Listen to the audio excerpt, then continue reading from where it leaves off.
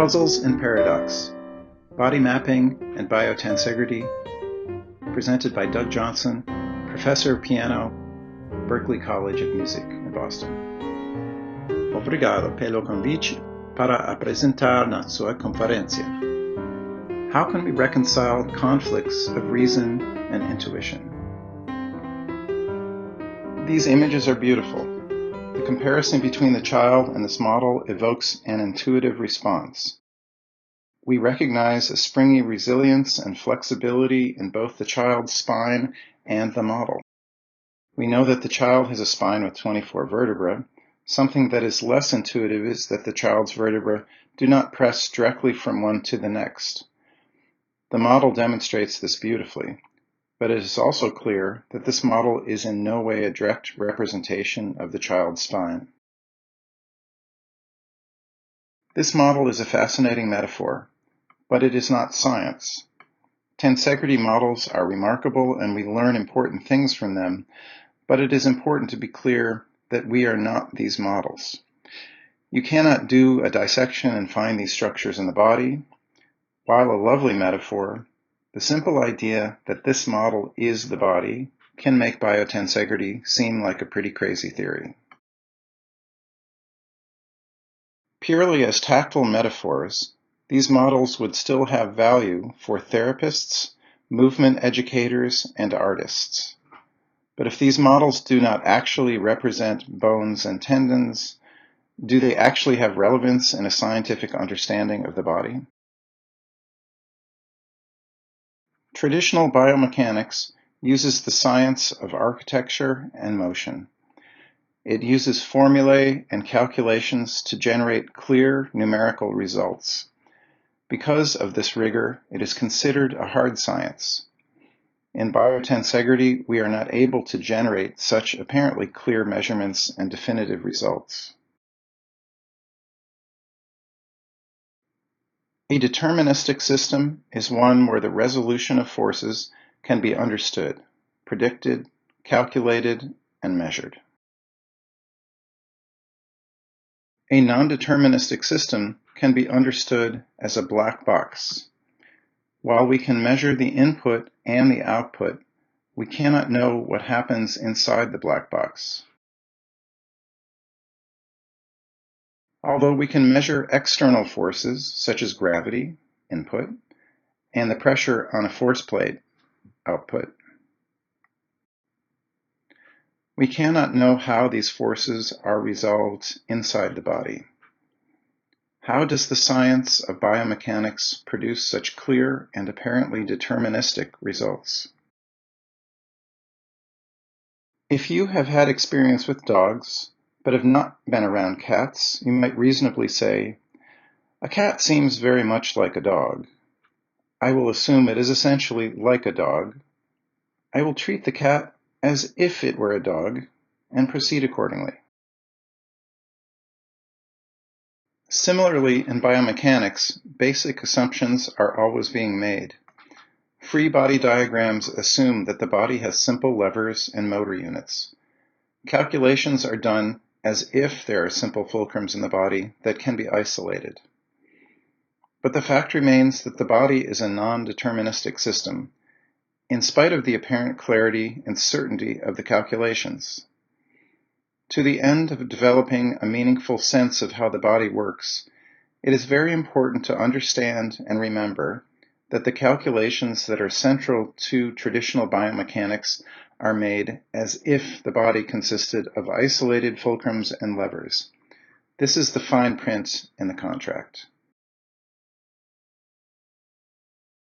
Biomechanics and biotensegrity should each be evaluated by determining which theory is more effective in explaining the properties exhibited by living organisms.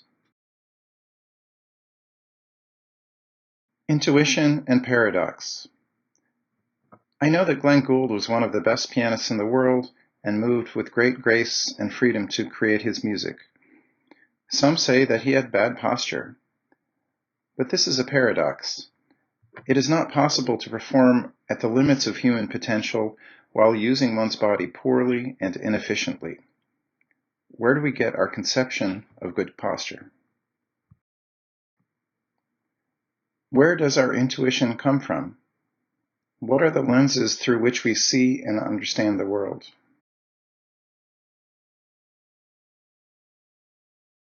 We learn a great deal about how the world works, about physics, by stacking blocks. We learn about vertical alignment. Vertical alignment with gravity is cohesive. It is necessary for the tower to stand. Deviation from vertical alignment creates shear and breaks the tower apart. Structures are stable when they are wider at the bottom and narrower at the top. Stacks of blocks are modular. You can remove some pieces and the structure does not fail. Structures made with blocks are compression structures. They are built for stability and permanence, not mobility. Our block learning informs how we interpret this remarkable and fanciful image of an impossible freestanding skeleton. Through the lenses of our block learning, it is hard not to interpret this image as consisting of compression elements that bear weight. It is difficult not to conceive of our bodies as having an internal compression structure that must obey the same laws that we learned from playing with blocks. The power of this image in creating lenses through which we see the world is hard to overestimate. What is the power of mapping ourselves this way, to apply the conception of this freestanding skeleton to ourselves? Homo sapiens uniquely evolved to have an upright design. This fact, along with Vesalius's culturally powerful image of the freestanding skeleton, leads us to intuitively see an obvious equivalence between this brick wall and an apparently weight-bearing internal structure of the body. Yet, using bricks to model the resolution of forces within the body does not work. Even when one's posture is beautifully upright, the spine itself is curved. And then there is the remarkable, counterintuitive spaces between the bones. If a tower were 30 degrees past vertical, it would fail. Viewed as a compression structure, the posture demonstrated in this image would necessarily cause enormous stress and strain and require a great deal of energy. Yet intuitively, we recognize this is optimal physical organization. As Dr. Levin has stated so directly and clearly, only in failure does the spinal column function as a stack of bricks. In case the point is not yet clear,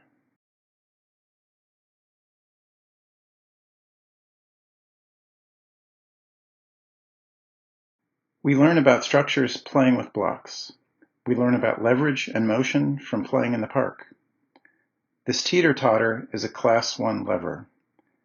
It is easy to see the body through the lenses of this park learning and prime our intuition to see these structures in the body.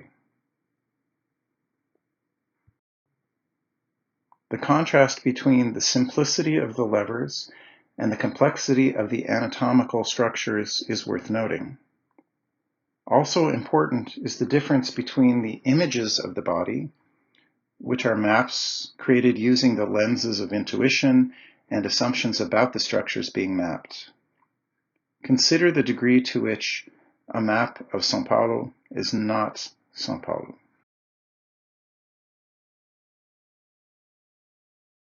A fulcrum cannot function with a frictionless point of contact and with forces acting parallel to the joint. The wrist on the left is no simple lever, and the parallel structure in the horse's forelimbs is a crazy design for creating stability if we view bones as part of a continuous compression structure. Through intuition, we can easily imagine a stacked spine, upright like a beautiful tower, yet simultaneously imagine a cat playing or a gymnast tumbling, curved body in motion. Bones can seem like the structure that is moved by the muscles' motors. Yet in contrast, we can imagine and sense a fully connected, integrated structure that distributes forces omnidirectionally. We can see the logic of traditional biomechanics, imagining a system of levers and compression structures. But the intuitive sense we get from holding a tensegrity structure also evokes a strong internal resonance. This is how the body moves when it is moving well. Einstein did not develop his greatest theories through traditional experimentation. Instead, he used thought experiments. He reasoned out, in spite of received wisdom, what could not be, and then was left with what had to be. The math and the experimental confirmation followed. In a similar way, Stephen Levin was puzzled and ultimately frustrated with how his observations of the body and his understanding of physics were in conflict with received wisdom regarding human anatomy and mechanics. He figured out what could not be true and was left with what had to be. While we cannot know how forces are resolved internally, we can observe the characteristics of the organism and consider what theory best aligns with these characteristics. Consider the mechanical characteristics of biological systems.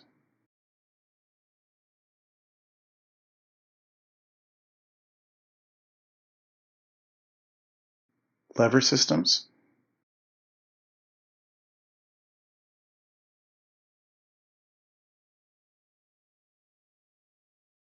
and tensegrity systems.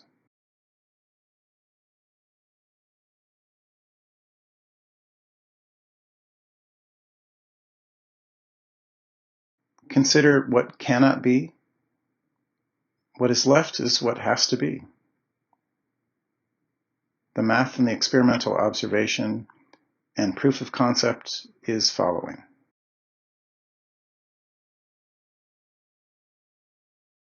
Tensegrities always distribute forces throughout the structure in the most efficient way. The thing that is so obvious when holding a tensegrity is that when one part moves, every other part moves. This is also what happens in the body when it is optimally organized. But we know that this is often not the case. Often in the body, when one part moves, just one part moves. It is our job to help the client reach the quality of movement that is idealized by the model. How does the theory of biotensegrity inform an interface with our practical understanding of human structure and movement? Kenneth Snelson built the first tensegrity structure. It was the X module shown here. He called this invention floating compression and said that these newly discovered structures are forces made visible. While tensegrity structures make this remarkable arrangement of forces visible, it is that they also make these same forces palpable that is most meaningful and profound for many of us. In different yet related ways, each one of these structures seems magical. Our bodies have the potential to experience each of these seemingly magical properties.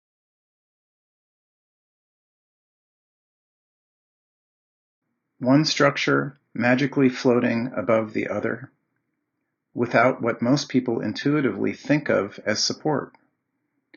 What does this feel like in our bodies?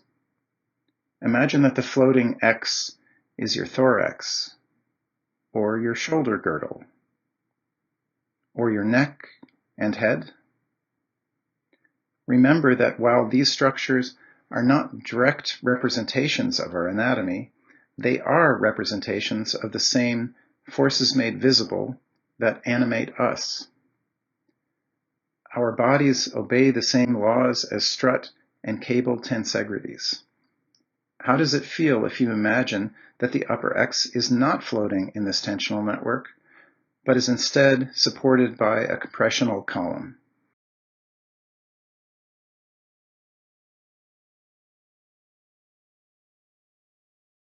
What does this feel like?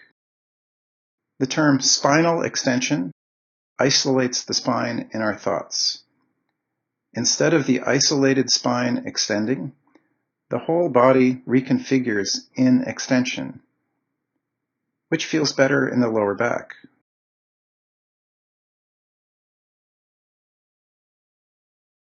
A tensegrity can be reconfigured by changing the tension in a cable or putting in a different size strut. The structure responds to the change by changing shape so that the tension is balanced in a way that requires the least energy. When a beam is cantilevered out past its base, it is under stress. This stress is known as a bending moment.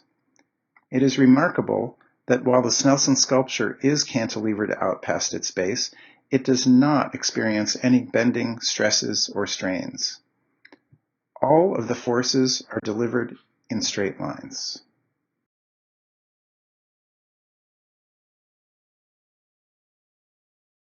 What is interesting about this?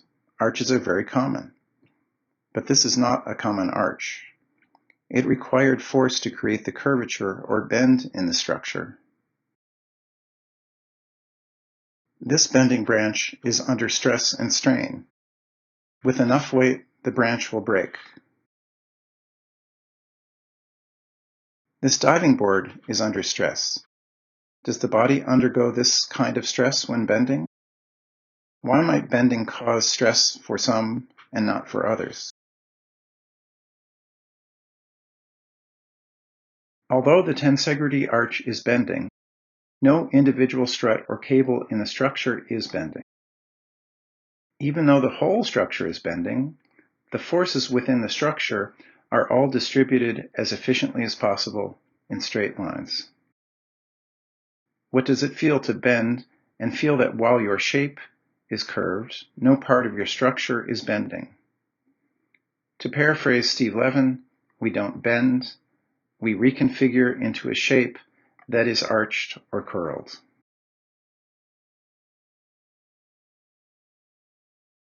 And finally, Snelson's needle tower. As you are probably aware, this is the structure that provided the light bulb moment to Dr. Levin as he was working to understand how the massive neck of a dinosaur could possibly support its own weight. It did not make sense as a compression structure. Notice how the struts in Snelson's tower seem to be floating and extending magically upwards. When our bodies are optimally organized and activated, there is a resulting sense of weightlessness. I hope you all recognize this in yourselves. When the sense of weightlessness comes into the system, it is a phase change, from feeling heavy to feeling weightless.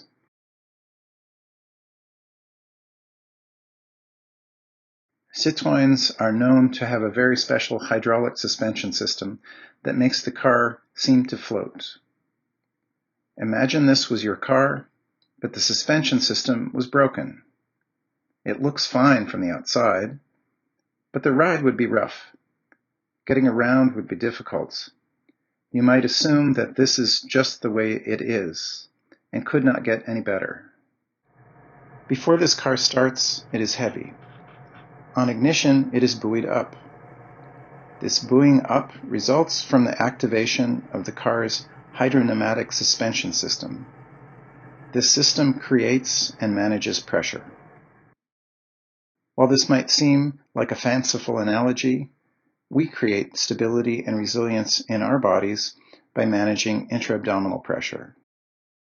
An important aspect of the biotensegral forces in our system is that they are also dynamically managed. Some of these forces result from the control of intra-abdominal pressure. Tensional forces provided by the cooperation of the diaphragm, abdominals, pelvic floor, and intercostals are balanced by the compressive forces of the close-packed abdominal contents. To understand the phase shift from heaviness to lightness, we need to consider the question using the theoretical framework of biotensegrity.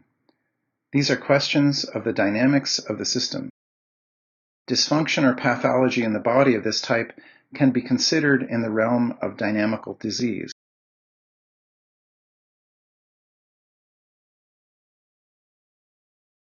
The most important practical question is, I believe, how can we determine how well a tensegrity is functioning? In a way, the question is not valid, since tensegrities always function optimally. The models do always function optimally, yet it is clear that we do not. We also know that there are many effective therapeutic modalities for creating positive change, and it would be useful to have a framework to understand how these might actually work in biotensegral terms. It would also be useful to have a sense of how dramatic change can occur from a small change in a seemingly unrelated part of the body. Traditional models have a hard time explaining this. To determine how well something functions, it is useful to clarify what the function of the thing is. A tensegrity can be considered a medium that conducts mechanical energy. This mechanical energy carries information, and energy that carries information is a signal. A tensegrity structure is a communication network. Move one part and every part moves. That is communication. In the case of a tensegrity structure, the signal is mechanical energy, movement. This signal communicates through and throughout the structure, sequentially and simultaneously. In a network, it is possible that a signal can be communicated with zero loss of information. Sometimes there is distortion or loss of signal. Other times it is not possible to connect to the network at all.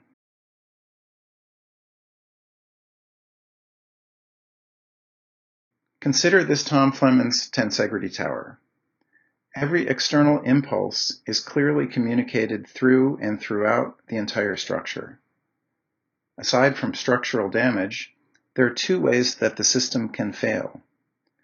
If there is a blockage in some part, notice that the mechanical signal, the information, does not reach past the blockage.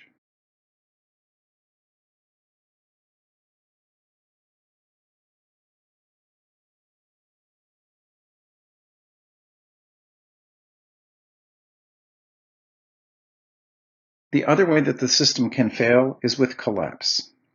Collapse somewhere in the structure will require a compensation of stiffening somewhere else.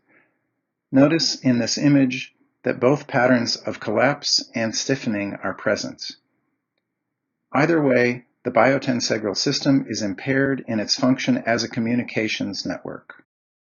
This also means that other mechanical characteristics that we have in common with tensegrities will not be present until the structure is reintegrated.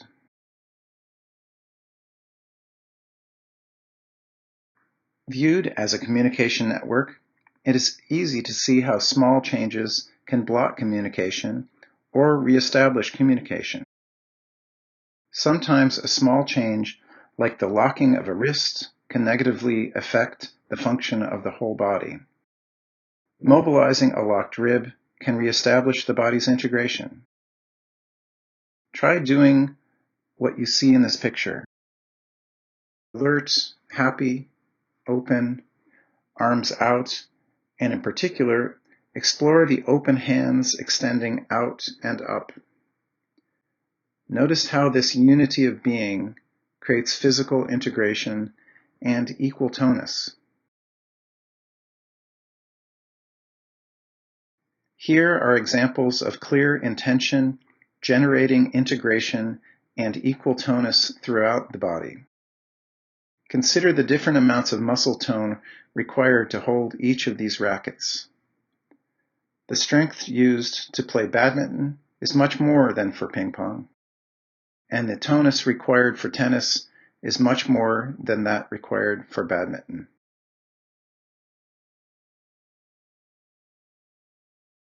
Consider how the use of the fingers in extension from the carpometacarpal joints can trigger a powerful connection throughout the body.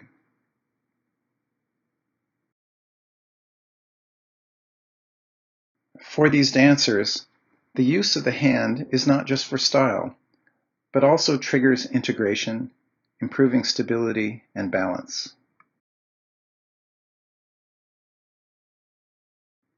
Notice how activation of the hands and feet tend to trigger integration, equal tonus, and core stability.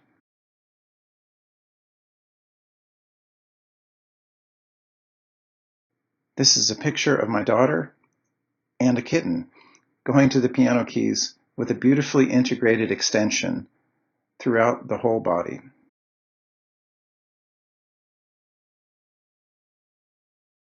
Notice the activation of the hands. When the fingers come off the keys, the ends of the fingers never drop. While Vladimir Horowitz's finger movements were obviously perfect for playing these notes, consider that, like the dancers, his open hand with no drop in the finger is helping to consistently trigger full body integration and core stability.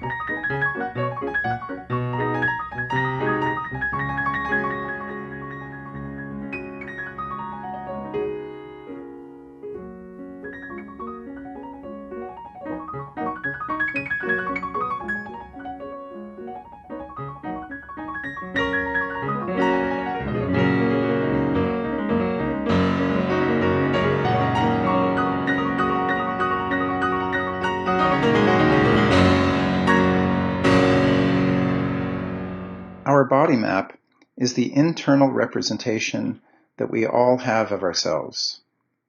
If you think of your left knee, you know where it exists in space. You have some notion of its structure and also how it moves. These maps can be clear and accurate. They can be fuzzy.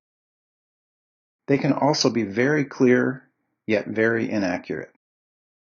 This dissonance between our picture of ourselves and the true nature of our structure has an effect on how we organize ourselves and how we move. Consider the common name rib cage. Many people have a distorted sense of their rib mobility and the mobility of their thoracic spine because of this unfortunate terminology.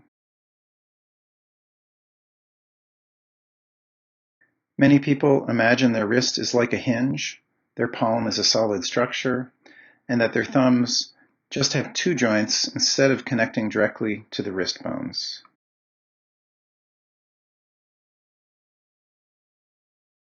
These misconceptions can arise because of language like rib cage and palm, but also because of visual cues that make the rays of the 5 fingers appear much shorter than they actually are.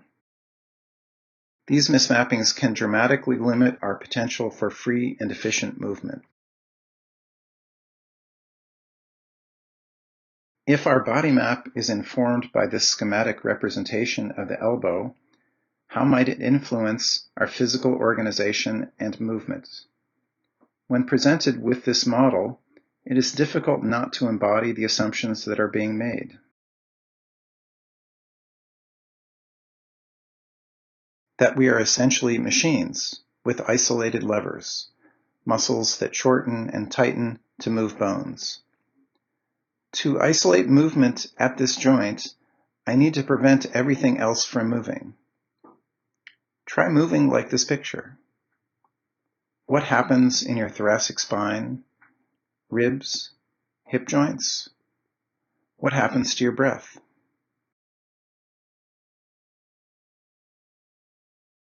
In contrast to this, Steve Levin says, you don't bend your arm, you reconfigure your body. If we shorten and tighten a muscle to move a bone, we will be in a shortened and tightened position that will not be sustainable. If we reconfigure our whole body, any position can be in equilibrium, neutral, balanced, and sustainable.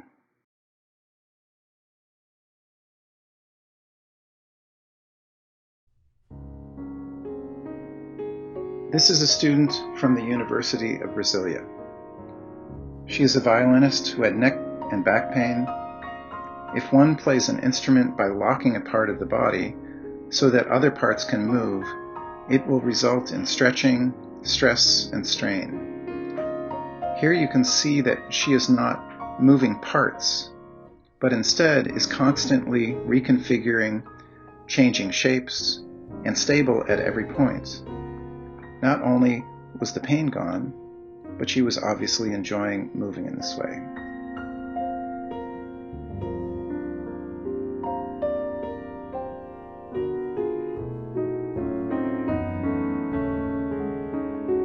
Tensegrities are forces made visible.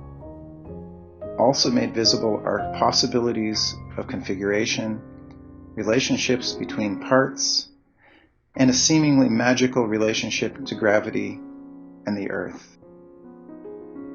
Mapping ourselves as having the same mechanical properties as tensegrities gives us the potential to experience these forces and relationships in ourselves. Not because we are cable and strut tensegrities, but because we have the same mechanical characteristics as tensegrities. One part of us can seem to float above another.